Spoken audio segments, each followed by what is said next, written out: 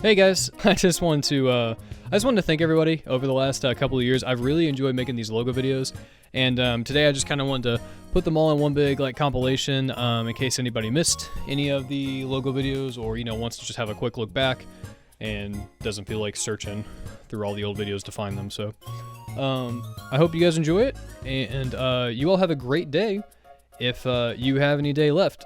Those really itched during that.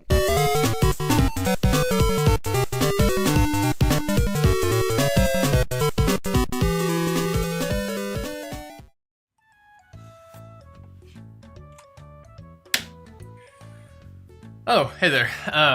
You're probably wondering what I'm over here working on, and I gotta say it's pretty juicy. It's actually this new minimalist logo that I'm working on for FIFA for EA, and I'm pretty stoked about it. Logos are important.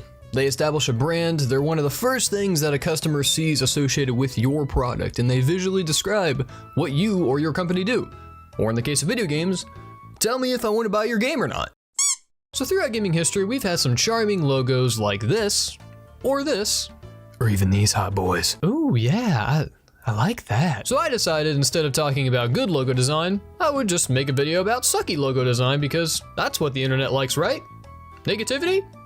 Cool. Oh, and by the way, for this video, I do actually plan on talking about games people actually know about because there is a whole heaping mound of hot, steamy, wet garbage on Steam, or even the Switch eShop that I could talk about. As a graphic designer myself, I do want to provide constructive criticism from that perspective, so if I do offend anyone or if I sound overly bitchy in this video, that's not my intent. And I deeply apologize if you like any of these logos on this list, and if you want to shoot me for having an opinion, that's fine too. Now obviously, we gotta kick this list off with everyone's favorite pretentious series, and that's Kingdom Hearts. Kingdom Hearts H2 2.8 Final Chapter Prologue. God, that is a mouthful. Okay, first off, let's just look how ugly and cluttered this piece of shit is. They decided that one gradient across the lettering wasn't enough, so instead, we get 3. And then you got this stroke, and that stroke, and that stroke. Why are there so many strokes? I realize out of context that could be taken badly, and I apologize. And also, I don't understand what happened here. You have so many black inlays for every other letter, but this little section right here doesn't have it? Why? I actually had to check this logo about 20 different times to make sure I wasn't looking at some terribly horrific photoshopped fan version of it. And guess what? I wasn't. But then, you got the biggest offender of the bunch right here, and that's this disgusting display of subtext. Because first, we got HD just sitting here in all caps while Final Chapter Prologue isn't in all caps. Then we have a Roman numeral 2 and an English 8. Why? And then, Final Chapter Prologue itself isn't even stacked up or lined up in any sort of fashion with 2.8 or HD. It looks awful, and it's a shame that this is the direction the series logos are headed in, instead of being simple and clean like the originals. Did you expect the traitor to give themselves up with that accusation of yours? That was foolish. I said, that's quite enough. I'm just here to talk about logos. Okay. Now let me just start by saying that Dragon's Crown Pro is an incredible arcade-style brawler. Like, it's a good game. However, if I didn't know what the game was called, I literally would not be able to figure it out from this logo. What in the cow were they thinking when they made this? Now don't get me wrong, it is beautifully crafted, wonderfully drawn, it's mesmerizing. I love looking at this thing. I'm gonna give the artist that. But I can't read it. This to me is a classic case of flair over function. They sacrificed functionality for the sake of the logos looking too damn beautiful. God, this logo's hot. I do want to love it so badly. Like, it's very clear to me that the designers spent so much time on this, and God, good job guys, but man, you just need some spacing in between each letter, and I would absolutely cut down on the shadow effects behind each of the letters because you're just cluttering up the joint. And then the C and the R are kind of just morphing into each other. You gotta break that up, man. My one question for you, Dragon's Crown, is where's the kerning? Where's the kerning?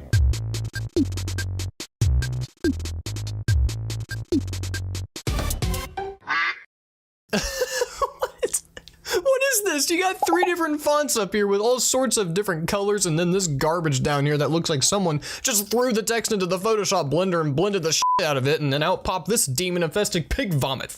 I mean, clearly Europe got the message here, since this is what they got, and that's what we got. Neither of them are great, but I mean, at least that's acceptable. This right here is scarier than the whole damn game. New Super Mario Brothers. I do love this game. I treasure it a lot, and I'm gonna get some flack for it, but I'm gonna say it anyway. I don't like this logo. I've never been a fan of it.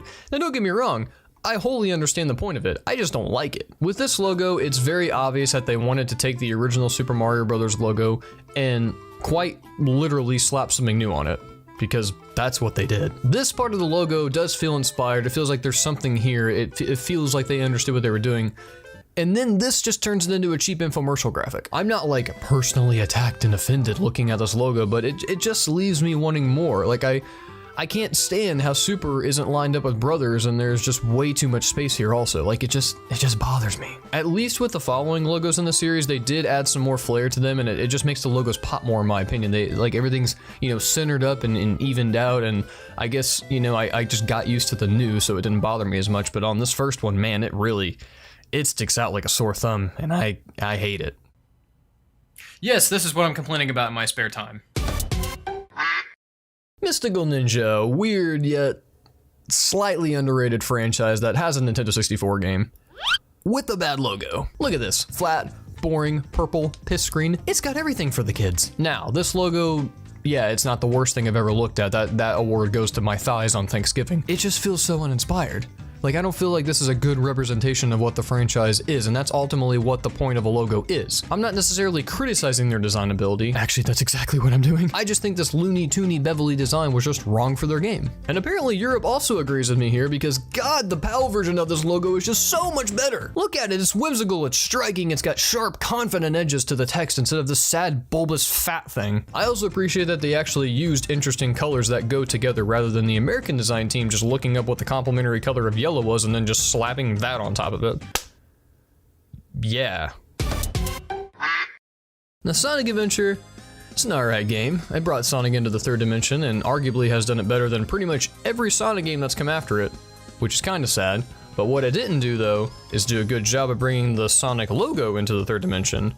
No, it did not. This thing screams to me that the design team just could not make up their minds and were just constantly arguing, so they just eventually said f it and just threw in everything that they were thinking. Cause we got drop shadows, we got too much texture in the background, we got a sky gradient blending in the water, but the most offensive thing is that it has Sonic in the logo. I mean, come on, man. Like, I really don't know how and why this was carefully thought out to be a good idea. I think what bothers me is the fact that there were a bunch of people sitting around a table and debated on what they should do for this logo, and this was carefully thought out to be a good idea. This right here, that's in your face, they thought this was good enough. There is just too much crap happening with this thing, because most of the issues would be fixed if there was just a simpler background like black or navy blue or something. Or you could have like 1 to 2 colors inside the text and then just use a sky as a background for the logo. Like, that would have worked. I think that would look pretty good. That's what this gent here did for Sonic Adventure 3's concept logo, and look at that. It looks great, man. Good job. But however, as much as I have bashed on these logos needing to just simplify themselves instead of just jamming in every effect that they can think of, at the very least, they were more interesting to look at compared to these things. I am sick and tired of so many companies looking to modernize and be serious and have their heads shoved so far up their minimalist asses that they can see their own tongues. I mean, look at this. That's boring. I can only imagine the marketing team sitting around that Bungie saying, okay, we're looking to have some plain text sans serif. We're going to make it futuristic, aka boring. And then we're going to stick an abstract crotch looking thing right below it. Bam, genius. But even that is still somehow better than Battlefield 5's logo.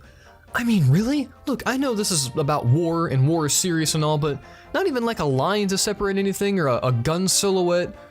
Nothing, just literally plain text. I mean, Call of Duty's logos are considerably more interesting than yours, and even theirs suck. But it doesn't stop there.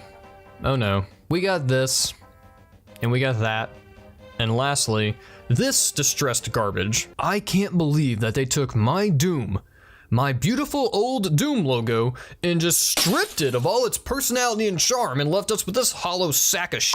I mean, what was wrong with the old Doom logo? Like, it told a story with its text, it was designed, it was crafted, it was beautiful. This is the trend that I kind of want to see die the most, the distressed trend, where every company making even a mildly serious game decides that it needs to look like someone stuck some text on a chalkboard and just put their bare ass cheeks to it and rub it furiously.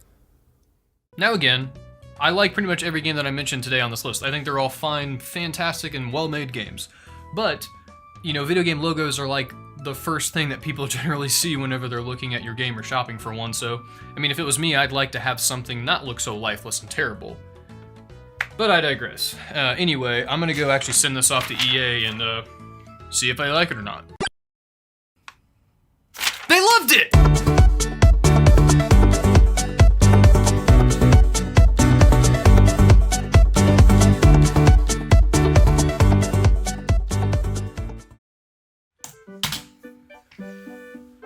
So actually, before we start the video, I want to quickly go over what I've been up to, where I've been the last couple of months. Well, you see, I kind of held myself up here for like 2 months straight, just working on some new logo designs. I kind of got on a huge design kick lately, and I'm really excited to show off what I have. I decided, what better way to get back into it than to recreate a bunch of modern game logos in Papyrus.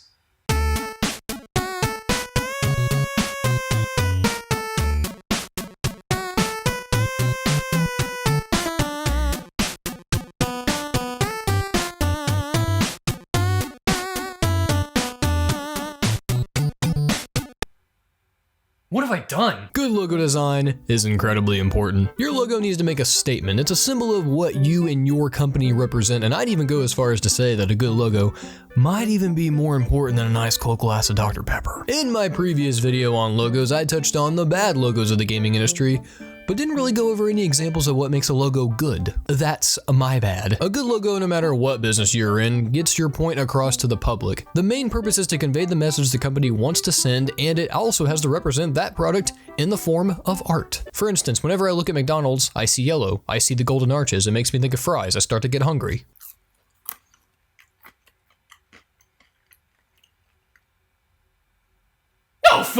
Another good example is FedEx's logo, because whenever I look at it, my eyes immediately notice the contrasting color scheme that they have here. And then the simplicity of it represents the company's professionalism and dedication to delivering packages. But most importantly, and it blew my tiny little fragile mind whenever I noticed this a few years back, but there's an arrow. It's just right there. Oh my god! Assemble the squad! Yeah, let's go, Herbert. Hello? I need you to come over right now. Wait, what's going on? Are you in danger?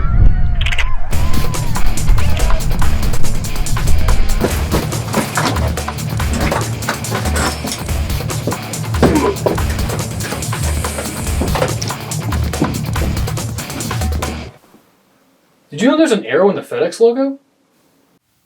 Really, dude? I'm missing my kid's soccer game for this. The hidden symbol of the arrow in between the letters E and X symbolizes the company's constant movement and quick delivery. And they also got a bunch of other cool looking logos that are all colorful and shit, and they all use the same design. It's really fun. Now, this importance in logo design is just as important to video games as it is to other industries. Whenever I'm shopping around in a store, if I see this on your shelves, I'm not buying it. So I thought it'd be fun to take roughly 10 minutes of your time today to talk about good video game logos because, I don't know, why not? You're probably pooping while you're watching this anyway, so you got nowhere to be.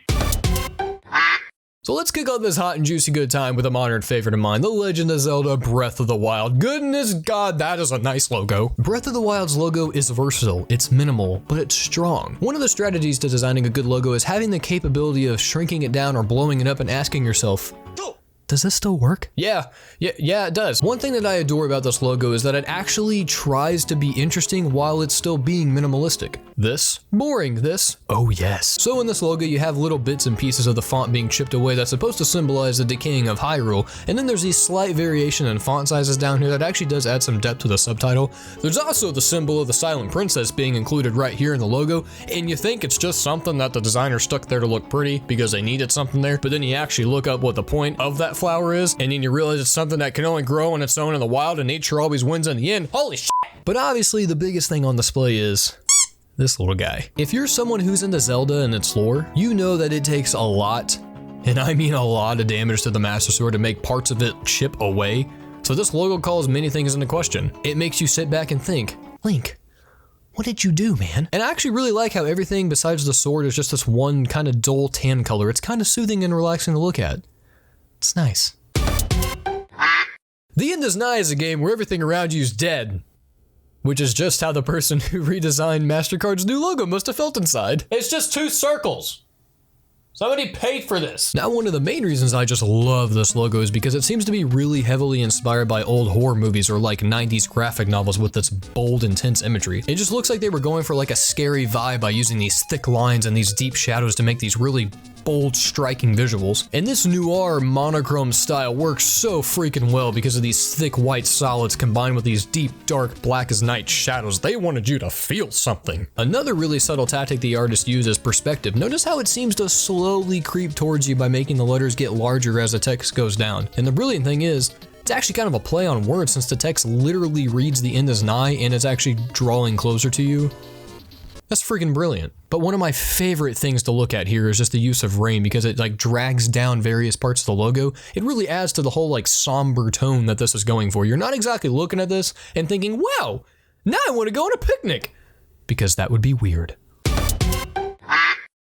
So, here's a logo for a racing game where you're supposed to be able to flip your car upside down and continue to drive. And here's that same logo flipped upside down.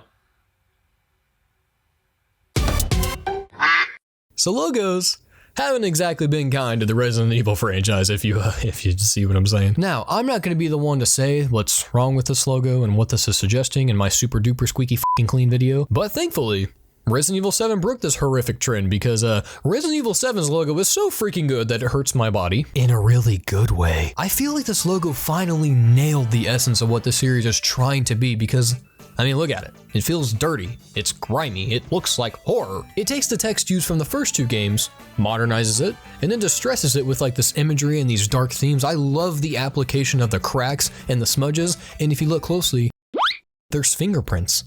So that's fun for the kids. But obviously the most obvious reason to why this logo obviously works so well is how smoothly they threw that 7 in there hot. Mama, that is spicy. You know how when most companies do this sort of thing, it just feels kind of forced and like vomit-inducing? Yeah, this one doesn't. The Roman numeral 7 fits beautifully inside the already established font here, and guess what? They did the same thing in Japan, and it works. It just works.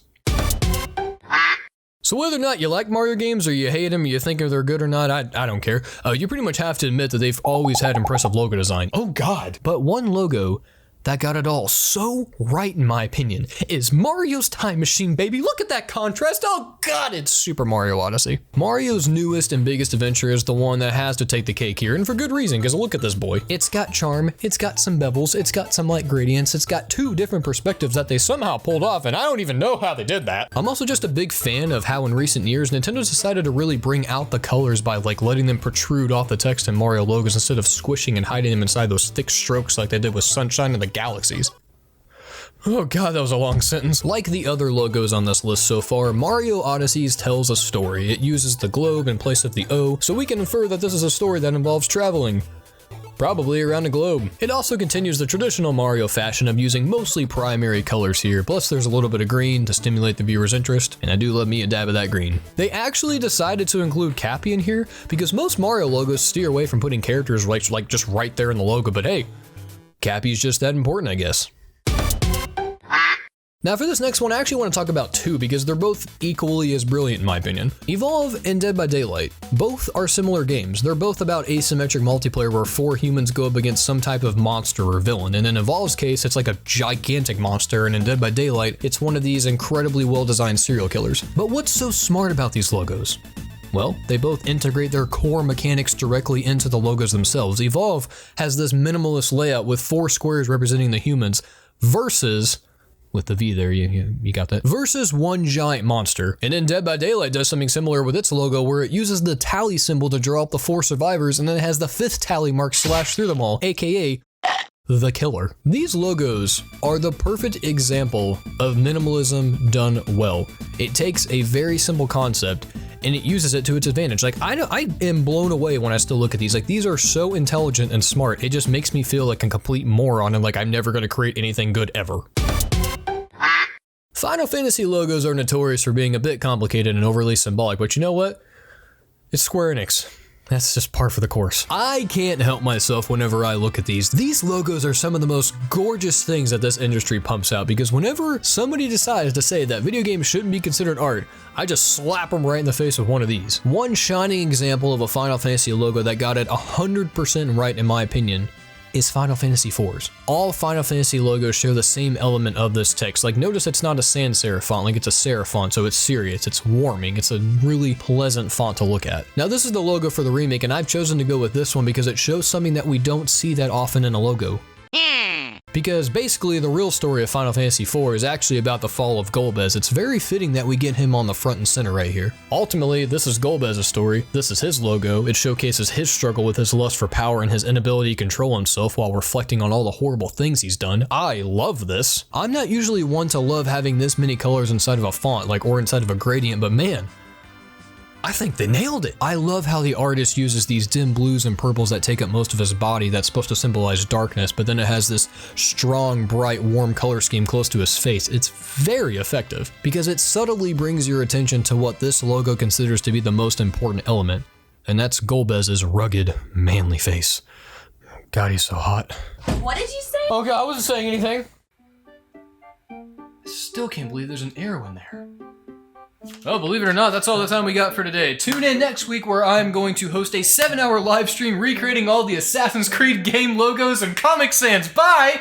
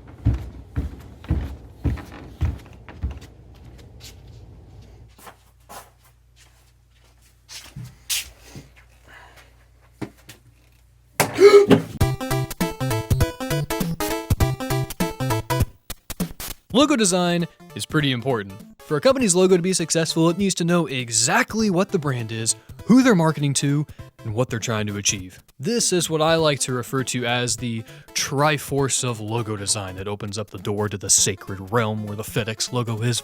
My God, that's a good logo. Because in this day and age of social media, brand image is everything. If you're going to be out there on the internet for the whole world to see, this should probably not be your logo. So, throughout history, and by history I mean like the last 50 years, we've seen all sorts of horrible brand decisions made by all sorts of kinds of things of companies. The Verizon logos, the downfall of the Firefox brand, the Cleveland Browns. Did they really just put an orange football helmet and call it their logo, man? What the f***? These are just a few examples of companies who have the right idea and definitely have the skills and the resources to make a decent logo. Well, maybe not the Cleveland Browns, but clearly something or someone got in the way. And this sort of thing could happen a lot in companies. I mean, personally, I know from experience, whenever you're designing something for a client, you better be damn sure that you can back up what you're doing, because sometimes the client will just come back along and say something like, Maybe we should use papyrus. Now, in my last couple of Jacob videos about logos, we took a look at some examples of what the video game industry had to offer, and let me tell you, it was a wild ride. Being over 40 years old now, video games have cemented themselves into our culture and are starting to experience back pain a little bit because they're getting old. And they're now considered to be the most profitable form of entertainment. Now, because of this, games are given much higher budgets, clearer art direction, and more fleshed out marketing campaigns than ever before. Now, for someone like me, video games have had a pretty huge impact on my life. It's what's got me so interested in art, and I probably wouldn't be a graphic designer today had it not been for some of the incredible design skills from all the boys and girls over at companies like Rockstar Games and Nintendo and Namco Bandai. The Calico logo's hot! Game consoles, in particular, have had an interesting time marketing themselves, to put it lightly. Let's take a look at the large, woolly, mammoth-sized spectrum of design here. You got your staples like the Xbox 360 logo. Classic, gets the job done, Grandma approves of that one. And then we got the weird scrunch text from the Virtual Boy logo that only your weird Uncle Jeff likes because it makes him think of the times before his wife left him. I'm actually really sorry if you have a divorced uncle named Jeff that you like, maybe I should just shut up. The point is, there's a whole buttload of game systems out there, and a whole buttload of logos to go along with it. So, I'd like to take you all on a journey with me for however many minutes long this video ends up being. In terms of marketing, the 90s was a very colorful, and let's just say, weird as butt decade. Now, since logos took a big old nosedive headfirst into the toilet in this time period, one can assume that this caught up to Nintendo. Oh god, it's so bad! The original Game Boy logo just had this sense of like classicness about it. It's short, it's to the point, tilts the text to the right so you know it's getting a little playful. And the logos that followed it just added more character to it. You got the Game Boy Pocket. This was Nintendo's first real iteration to the Game Boy line because it made it smaller, a little slimmer, a little more portable, so naturally, the logo reflected that. And then Japan got the Game Boy Light, which was like a slight revision to the Game Boy line, and it added a backlight to it, and it was awesome. So the logo reflected that. The Game Boy Color logo looks like it handed a notebook to a 5-year-old and said, "Do your worst, Sally." What happened here, Nintendo? You had such a good thing going with these clean, beautiful, thoughtful logos that advertise the systems wonderfully, and now you have this thing that doesn't even use name brand Comic Sans. It uses off-brand Comic Sans. Now look, I get it. This was being marketed at kids. I'm sure they wanted to use a custom font that was supposed to represent like the liveliness of color in the human mind. But did you have to use that font? Like, we got a billion fonts out there, and this is the one that Nintendo settled on. That makes sense. Now, because the other Game Boy logos had such straight and rigid and like uppercase typefaces, I understand that they wanted to bring a little wackiness in for this one to show off the color capabilities, but in my opinion, you could have achieved that with like a cool brush script font or something. Something more like this to symbolize that, hey, we're breaking out of this shell and we're taking this shit into the future, man. The layout for the Game Boy Color logo is especially interesting because there's actually two different ones. Like, you have the main one for the system that I've been showing you that thinks children must not be able to read the word color, so they made it 3 times the size of the Game Boy. And then you have this alternate version that's more similar to the other Game Boy logos. Let's just say there was no need for that first one to exist.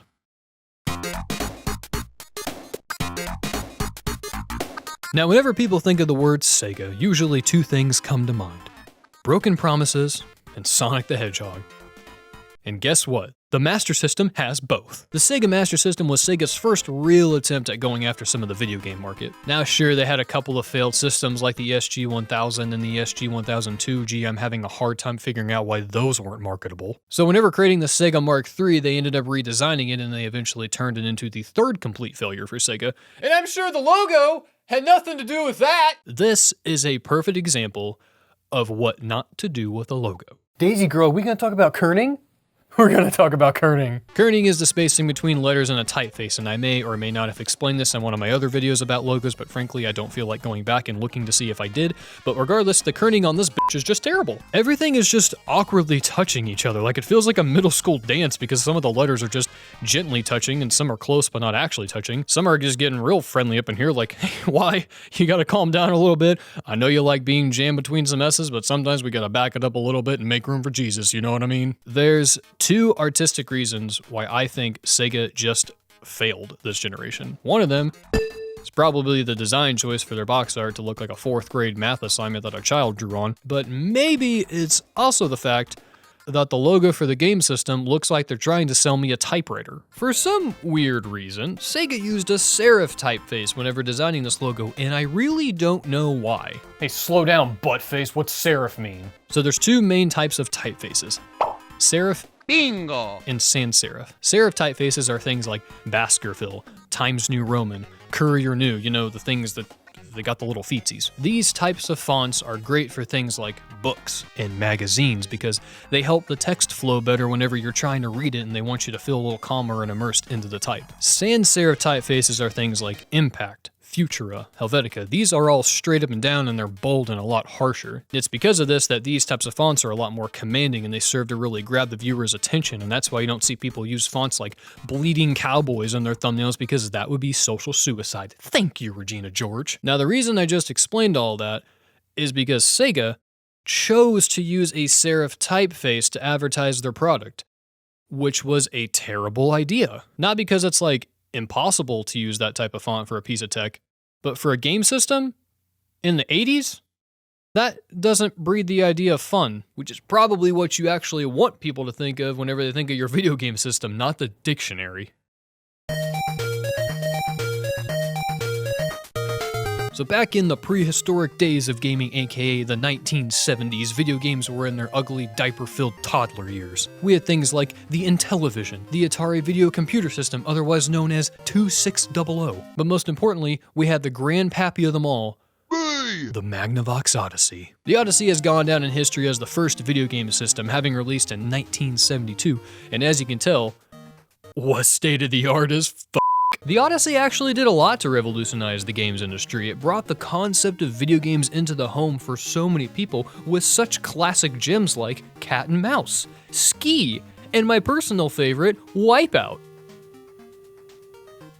Wait a minute, there's no sound? Now the logo for the Magnavox Odyssey, it's not anything special. If I had to describe it quickly, I'd say it's just a product of its time, and that's fine. It functionally works for the console and it didn't need to be anything crazy. It just needed to have mass appeal and attract a broad audience.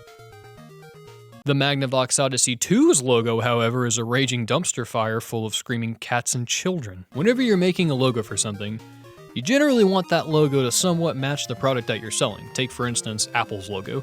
It's elegant and simple, just like their products. Or look at Burger King's new logo, which was basically their logo that they used up until 1999. Gone is the excitement of the old logo with its fun primary color scheme and personality. Now they're just trying to copy everyone else, so I guess that actually does fit in with their brand. This logo kind of looks like it was the animation for an old commercial and it just stopped midway and some artist was like, "It's beautiful."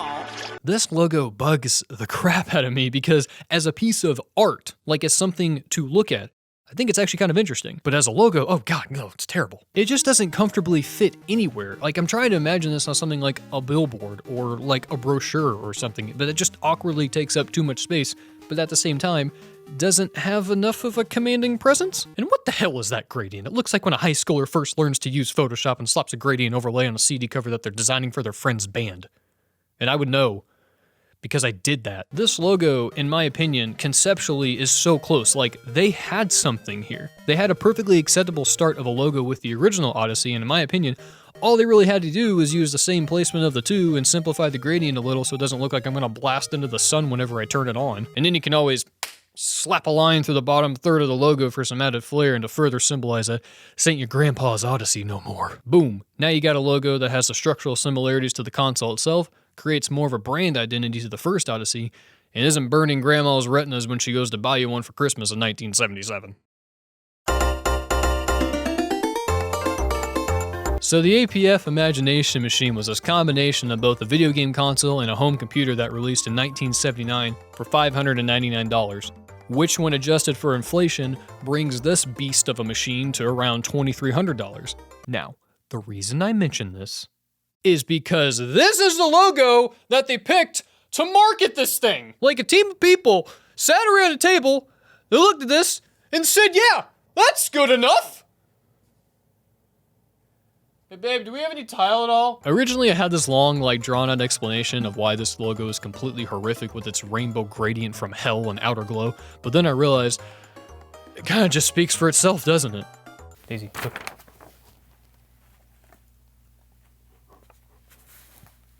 See, even she doesn't want it, and she tries to eat poop.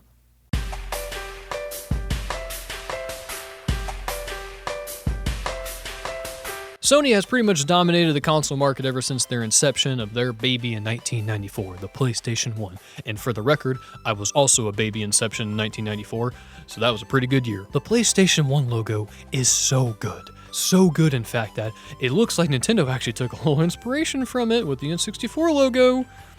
I don't know. After the PlayStation 1, Sony decided to mix it up a little bit with their follow-up, the PlayStation 2. Now, this logo looks like it stepped right out of the future with a glass of vodka and said, hey, what's up, man? And I always loved how sharp and angular and confident this logo looks. It's one of the few logos that actually has a gradient in it that I really, really like. And I think that's because they stuck with like a simple analogous color scheme with purple transitioning to blue, rather than using all the colors that the human eye is capable of seeing. So after the PlayStation 2, Sony decided to move forward with the PlayStation 3 logo and use, and I kid you not, the Spider-Man font.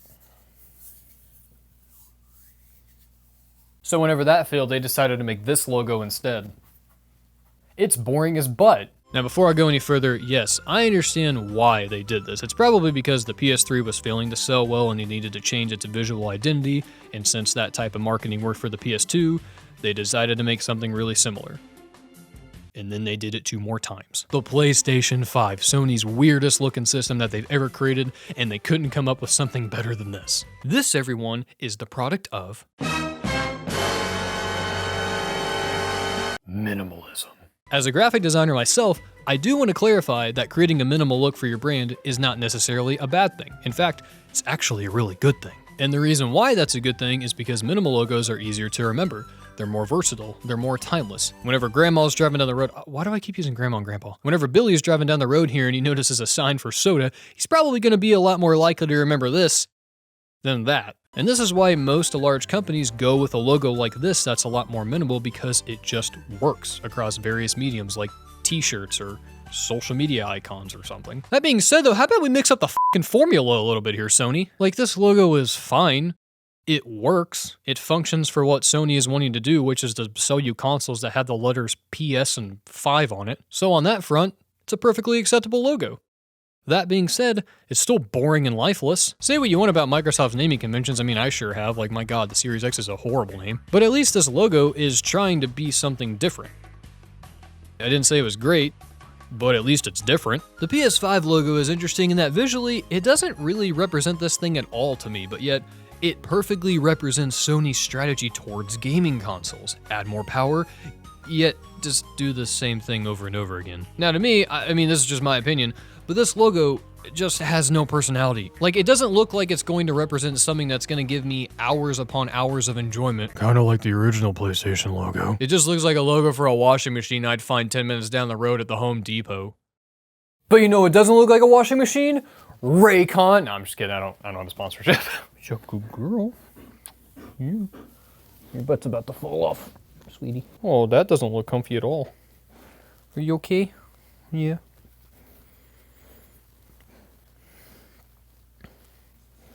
Yeah. So, you know, I just felt like talking about some logos, and I don't think Daisy wants to hang around here anymore. So I guess I'll let her go. I hope that someone I hope that someone out there learned something about logos or graphic design or something from this slightly over-dramatic 27-year-old talking about nonsense.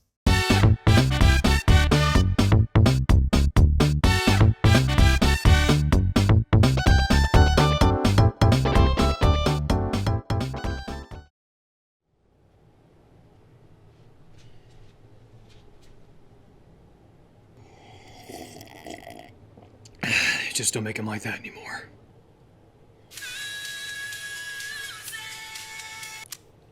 Hello? Jacob, Austin? dude, I need you to come over right now. Yeah, is everything okay? Dude, I'm at another one of my kids' soccer games.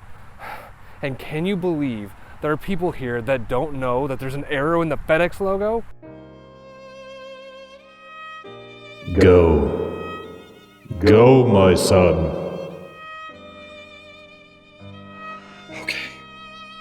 Austin, I'm on my way.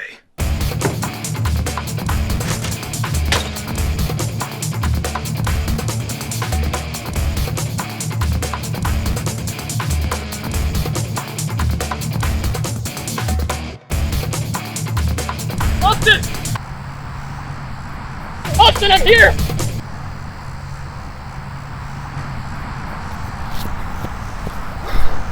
Okay. So where are they at? Oh, hey, dude, I just texted you. I just told him. I just got done running from Pennsylvania! So let's just get some things right out of the way here.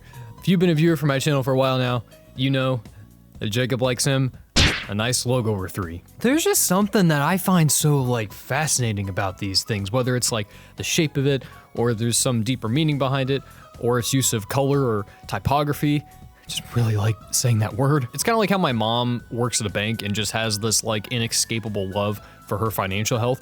I'm sorry, Mom, I wish that I shared that same love, but I just, sometimes the guys just gotta buy 3 Switch docks. So the last time that I talked about logo design on here, we covered the bad console logos of the game industry. So this time, if you'll have me, I think I'd like to talk about some of the good ones. Graphic design is just such a huge part of my life. It's what I do for a living. It's what I like to talk about.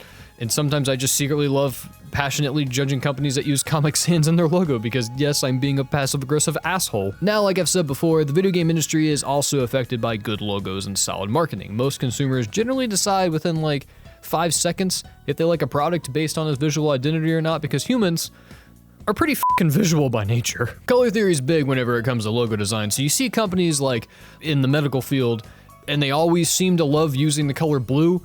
I mean, we've all seen this, right? They use the color blue because they're trying to evoke a feeling of calmness and care whenever you're looking at it, because that's what they want you to think of, and not the $2,000 check that you're gonna receive in the mail since you had 5 stitches removed from your eyebrow because your brother hit you in the head with a putter one time. Yes, in case you're wondering, that actually happened. Anyway, let's talk about some logos now. Nintendo usually has some pretty solid logo design with their consoles and their handhelds. I mean, yeah, for every Nintendo DS logo out there, there's a Virtual Boy logo sitting in the background crying. But because of them, we've seen some truly amazing works of art like... Now, personally, Jacob's favorite logo from Nintendo is this. Oh! I love how bright and happy and wonderful this color scheme is on this. And I feel like it's like an old friend calling me up on the phone and saying, hey, Jacob, just get your big old hairy butt over here and let's play some Mario Kart 64. Now, while that's one of my personal favorite logos from them, it's not their best logo. This is their best logo. The Nintendo Wii, Nintendo's best-selling home console of all time, and it's definitely not attributed to the fact that it sounds like what a little boy calls the thing between his legs. Guys, I don't know if you know, but this logo is pretty freaking awesome. That spacing between the letters is like scientifically executed. I mean, what is that, like 40 pixels in between each of them? Oh my god, that's some hot-ass kerning. And I love the way that they use color in this logo because it's just not that common. So let me explain. Color theory is a super interesting concept to me. Like, I briefly talked about this a little bit ago, but basically it's a set of rules that shows how we as humans perceive color. So for example, green is often used with products that tend to associate themselves with nature or beauty or health. They use this color to bring a sense of liveliness or energy to the consumer, so it generally puts you in a good mood whenever you're looking at their products. It's also why every fast food restaurant in America likes to shove red in their logo somewhere, because red's been proven to make your belly all hungry whenever you stare at it for long enough. It's also why I'm a little surprised every time I drive by a Culver's. Usually you don't see companies like this picking something like gray for their logo because it's commonly associated with dullness, so I'm a little surprised that Nintendo was just like, hey, yeah, just go ahead and all that color, just take it out because who cares about emotions? But when you take a step back and actually look at it, gray is also a really good color to use for tech companies because it sort of provides this like clean blank slate to work off of. So in this case, Nintendo decided to pair this color with a simple name, aka the Wii. We would like to play. Can you guys get off my front porch? This is primarily why I think this logo works so well. The name is so short and so snappy that it just rolls right off the tongue like a nice fat scoop of Ben & Jerry's cookie dough ice cream. And excuse me, but are those 2 eyes supposed to represent 2 separate people? Because I think it sure will, it does. This is a really smart inclusion by the designer because this actually displays what the Wii is at its core. A system designed to be played with other people. I mean, look at all the commercials out there. You got people, grandma, Serena Williams. This system isn't called the U, it's called the Wii, and that's for a reason. Also, what's going on in that commercial with Serena? What is happening? Back in 2001, we got 3 things that Jacob's always been a really big fan of. We got Luigi's Mansion 1, Scooby-Doo and the Cyber Chase, and this hot-ass logo. The original Xbox logo is a beacon of hope whenever it comes to the world of graphic design. The ground opens up to reveal this chasm, which then reveals the green X. That's just so freaking cool, man. I mean, even The Rock took some time off from breaking people's necks to talk about this console. I don't know, I guess it was all right. But the main point here is, back in the early 2000s, green wasn't really ever used whenever it came to tech. It was always like black and red. We're like, ooh, how about we put some blue in there? Yeah, tech companies really like blue. So then this small little, like, you know, indie tech company, I don't know if you've heard of them or not, their name's Microsoft. They come along and they're all like, You guys want to see the fucking future? this just wasn't something that I had ever really seen before up until this point. I mean, like, the background here opens up to reveal all of the infinite possibilities of your console. I mean, oh, that's heavy. One detail that I really like a lot about it is that these flaps that are created from the energy coming out, these aren't exactly thin flaps. I mean, I don't know about you. But this subconsciously tells me, the viewer, that whatever is making the ground open up must be some pretty serious shit. The shading of the various tones of green inside here also makes this work really well. Now, yeah, they could have just slapped some like lame radial gradient and just sent her off to school, but no, they didn't do that. Instead, they took time to craft and shade walls in here, and it gave the logo some dimension so that we would all look at it and think, woo-hoo-hoo. Well, that's pretty neat. If they had made it completely flat minimalistic, then you'd lose so much of the logo's meaning. With all this extra shading, you're basically telling the viewer to just take a big old nosedive right into the world of Xbox and see what we're all about. Oh, it's a windy and sunny day. I don't even know why I like this logo, I just do.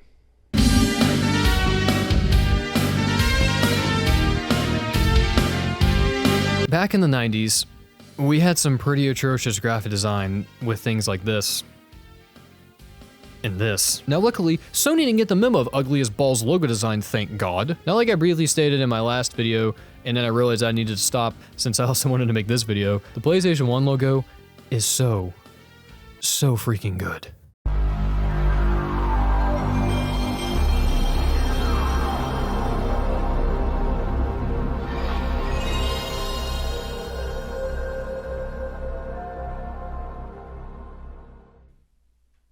What just happened? So this logo was designed by Manabu Sakamoto, and I'm sorry that I just insulted like all of Japan with how badly I butchered that. But since the console was kind of created from like the inner workings of the Super Nintendo, Sony decided to go with a pretty similar color scheme with red, blue, yellow, and green. Now usually, I'm not too crazy about this many colors inside of a logo, but whenever each one is this balanced, Yeah, I kind of like it a lot. so I remember reading one time that the colors in this design are supposed to represent the feelings of brilliance, joy, passion, and elegance. Now, I'm not sure if I'd classify this logo as elegant. I usually like to reserve that word for the Taco Bell logo. But the best part about this logo has got to be the use of the P and the S here. Like, I love whoever's genius design idea it was to come up with having the P just go right down into the S and use that as a shadow. I mean, that's just genius, dude. I think by making the P this super bold, like in-your-face red, it was probably the smart move here because it makes it stand out so much to the viewer, and it cements the P as this symbol that just demands your attention. It's just begging for you to look at it. Now, as far as the S goes, it kind of looks like an infinity symbol, so that's pretty fun, but the colors in the S always have this receding effect because the further away from your eye that they get, the darker the color gets. But at the same time, each color is represented really equally. It just completely like messes with my mind, but in a good way. You know what messes with my mind in a bad way? The new Pringles guy. He's so pasty and white now. The PlayStation 1 logo is just one of those logos that begs for you to stare at it. I mean, even if you don't like video games, I feel like if you take one look at this logo while walking into Walmart or something, you're probably going to be thinking to yourself, well, I gotta know what this PlayStation thing is all about, which is more than I can say about the PS5 logo, because that logo sucks. So you know how I said the Wii was Nintendo's best logo? No. So the Nintendo Switch is Nintendo's new baby. That's actually about as old as I was whenever I stopped shitting my pants and was full on using the toilet. This console is awesome, man. I love it so much. It started a revolution in the gaming industry that just seamlessly brought full-blown console games to the handheld experience and vice versa. It's great. It's like kind of changed how I play games because now I actually finish most of them. And whether or not you like those drifting buttholes, you gotta admit, that makes a pretty sweet logo. So the Switch logo is extremely good for two reasons.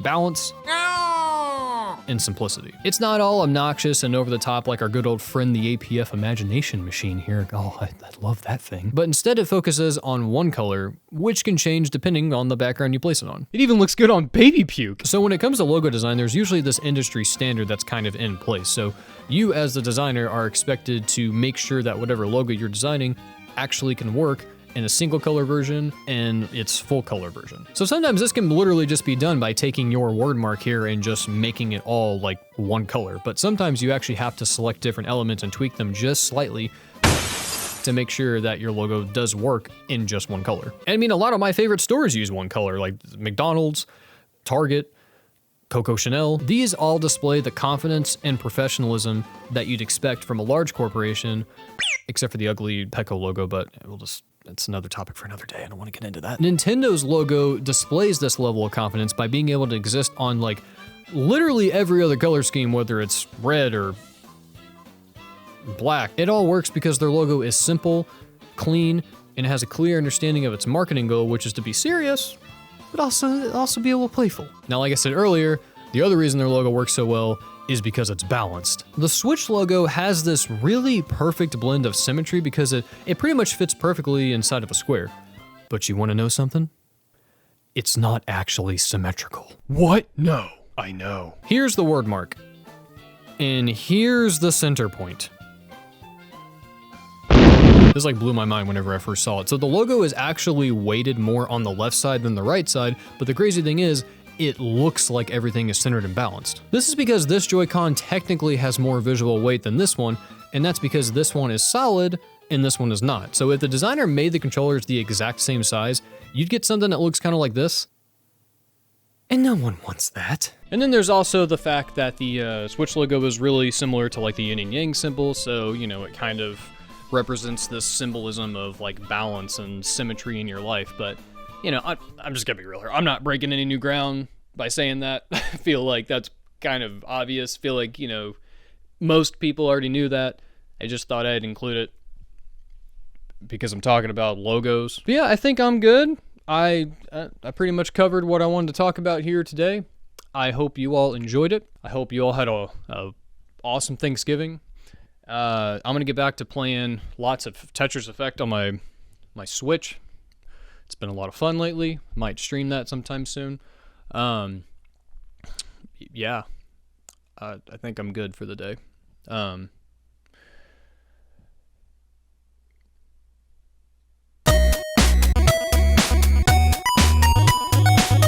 Daisy, you want to say hi to the people? You want to say hi to the people? Yeah? Okay. Well, first off, I just want to say thank you guys for watching the video. Daisy says thank you too, as you can obviously tell. And I also just realized that like I totally didn't have like any footage of her in this video, and I think that upset her a little bit. I don't think she's too happy about that. I mean, she's not even sitting over here by me anymore. So that's all I had to say. Thank you guys a lot again for checking out the channel, and per usual, Daisy wants to play. She's very into playing. So yeah, we're gonna go play now.